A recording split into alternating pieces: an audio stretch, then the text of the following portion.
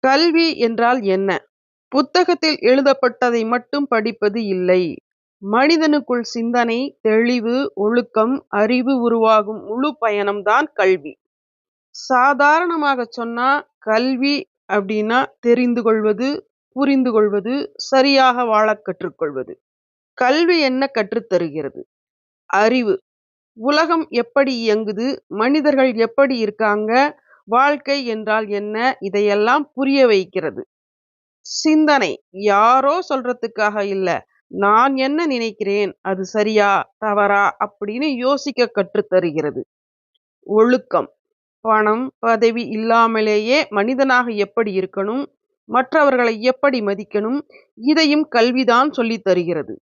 வாழ்க்கை பாடம். தோல்வி வந்தா எப்படி எழுந்து நிற்கணும்? வெற்றி வந்தா எப்படி பணிவாக இருக்கணும்?